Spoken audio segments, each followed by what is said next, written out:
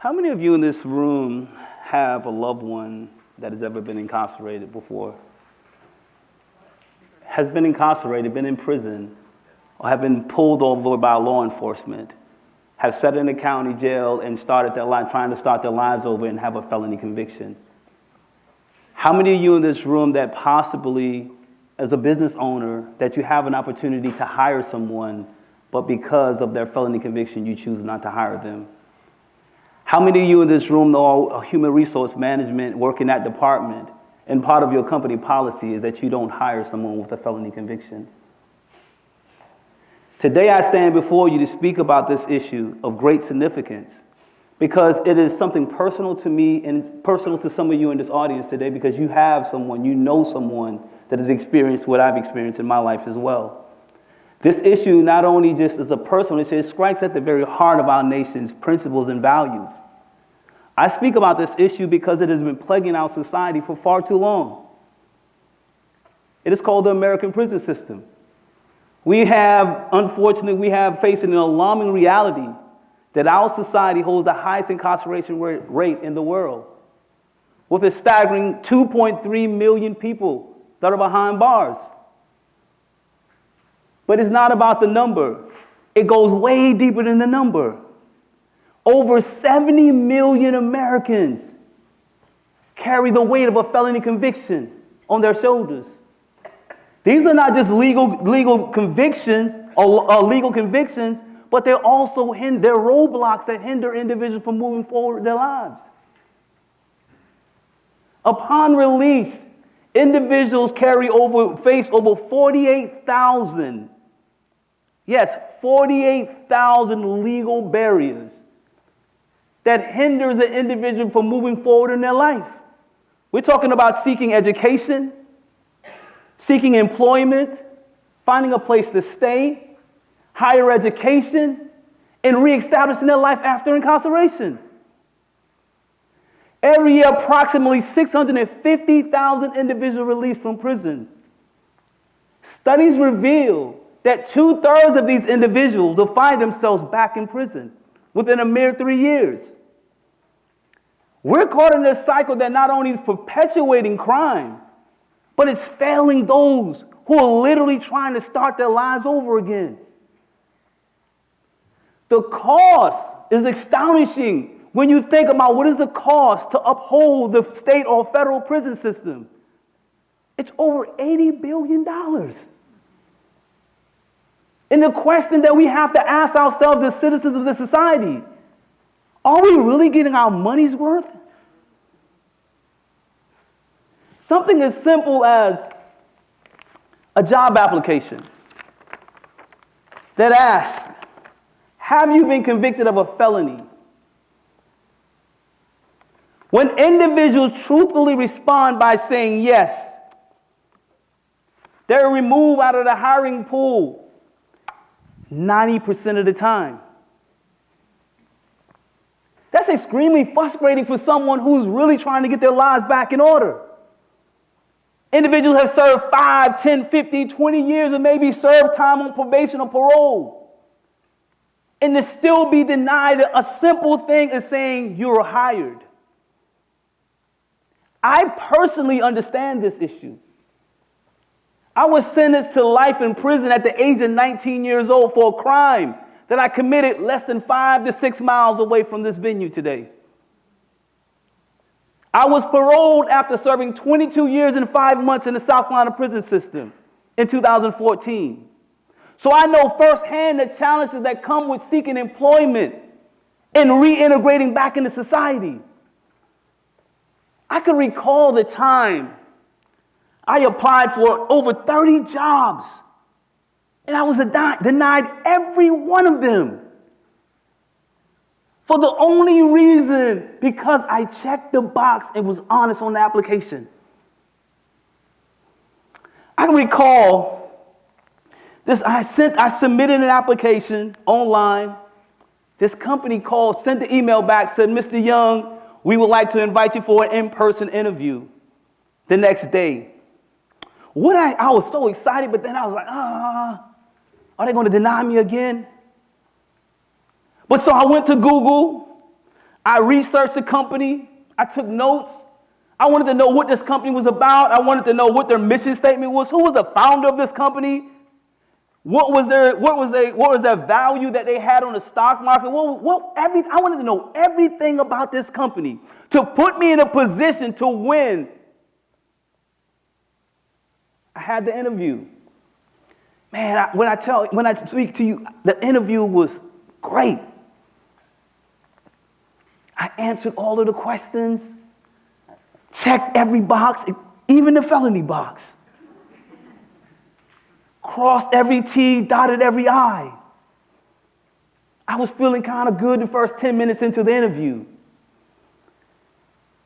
And the guy who was interviewing me, he reached over, got this folder, pulled out the application, and he saw, I was watching him, and I saw his eyes go down to that part of the application. Have you been convicted of a crime? And he saw that I responded, yes. He closed the folder. He held his head down, and in the room, the energy changed. He looked down at me over his glasses, and he said, Mr. Young, we don't hire ex-offenders.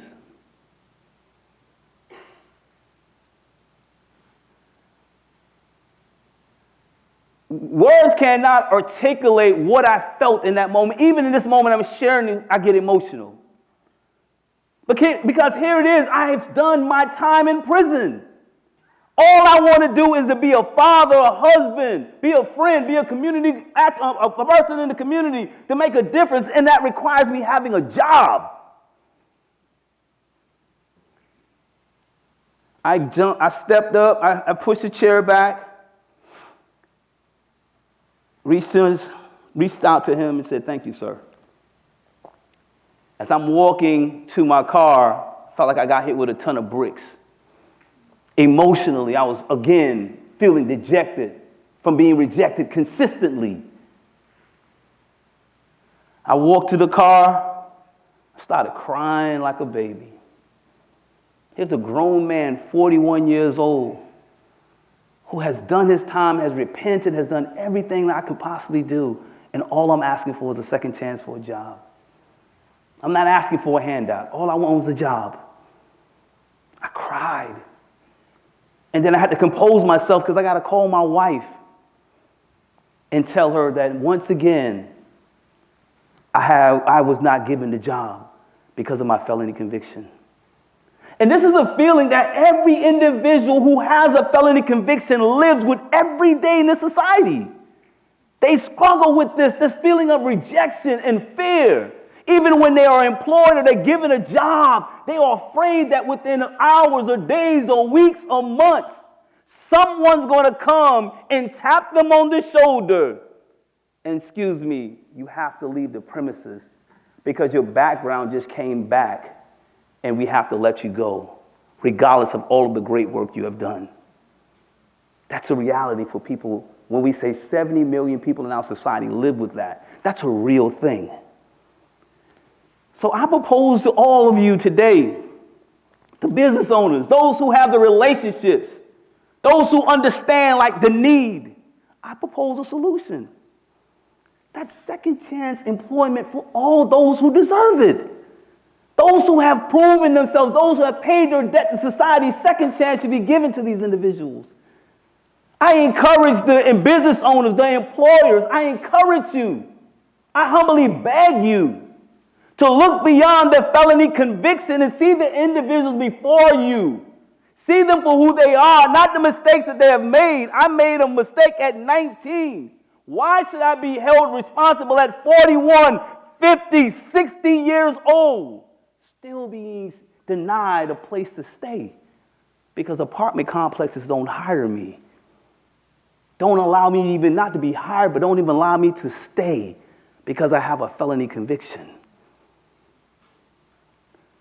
So as I said, I humbly ask employers to reconsider your policies. But in all of this madness, there's a bright light that shined through for me after those rejections, those 30 plus rejections, a nice, beautiful light came in the form of a second chance employer business. A company that hires people with felony convictions. I remember I submitted that application. Again, I went on Google and searched the company. What is the mission? What year was they founded? What do they do? X, Y, Z. I needed to know everything. That next morning, I showed up to this company, my nice suit on, I'm ready to go, have my little folder, I'm ready to go, excited.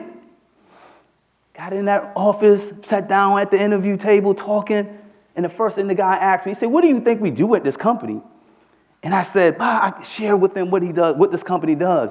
He said, you know, you're the first one that has answered that question correctly. He said, I like you. And we continue to talk. I'm engaging him in about the mission, the founder, and why I believe this company, it fits the values that I'm striving to live by. He said, I like you again. And then I engaged, I was like, you know, a little bold. I'm like, what do you think about the stock market? I noticed y'all stocks are going up a little bit and it dipped in this certain time. He's like, what you come to apply for a job and you trying to get some finance, you're trying to get in the financial department. I said, I'm just trying to get a job, but I'm really interested in this company because it would give me as an employee an opportunity to invest my money in the stocks of your company and will also give me an opportunity to create a better pathway for myself. He said, I like you again. Within a couple of minutes of this interview, he reached out, he stood up, and I felt my heart beating so hard because I was afraid that he was going to tell me the same thing that I had a few months ago, you're not hired. But he stood up and he held his hand out. He said, Mr. Young, welcome to the team. That feeling of relief to say, welcome to the team. And I said, and I was a little hesitant. I said, sir, you know I got a felony conviction, right?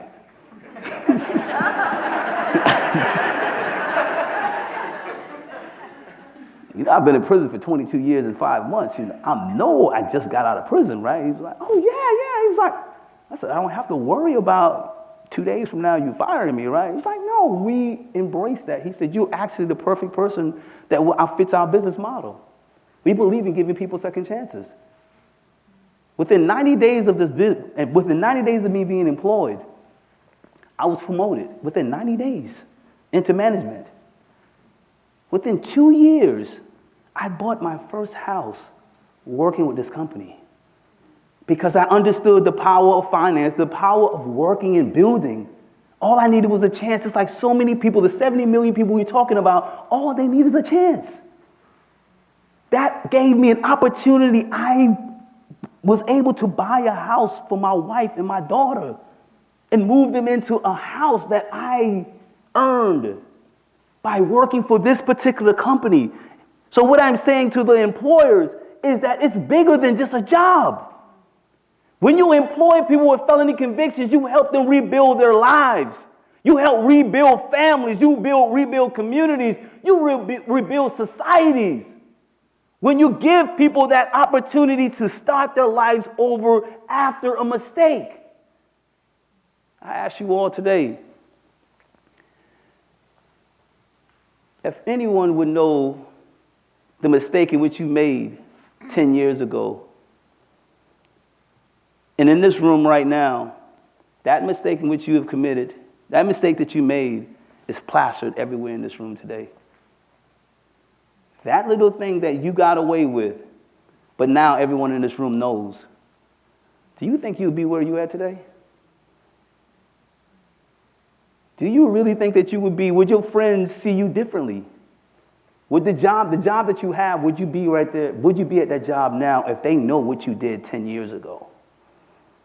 And that's how it is with felony convictions. 3 years have passed since COVID-19 pandemic. Businesses nationwide are still struggling to build their workforce. Right here on Hilton Head, you see jobs, help wanted. People are looking for people to work, right? Meanwhile, we have thousands of local people in this area today that have a felony conviction is looking for a job. While you're struggling to fill your job position, you have people in your community that is looking for employment. But yet, you're still denying them that chance. Because the application says, have you been convicted of a crime? Yes. When most people are honest and they check that box again, they're denied that. So citizens of our beautiful community, I encourage you all to join this fight with us. I encourage you to join this fight with us today by educating yourselves about the challenges facing those living with a felony conviction. Take the time to just read what it is and see how you can use leverage your relationships and your influence to help change some of the policies that is happening here today.